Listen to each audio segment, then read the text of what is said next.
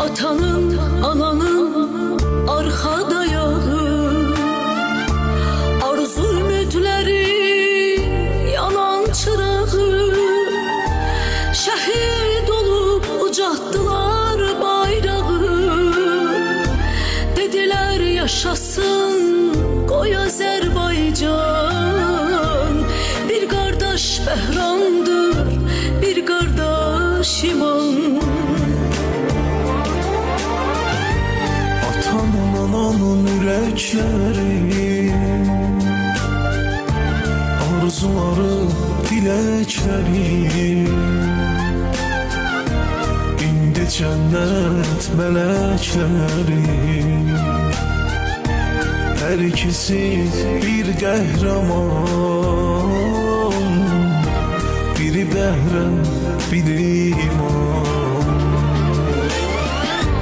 Ata-ananın ürəkləri,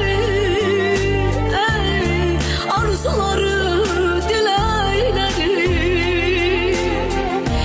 indi cənnət mələkləri. Hər ikisi bir qəhrəman.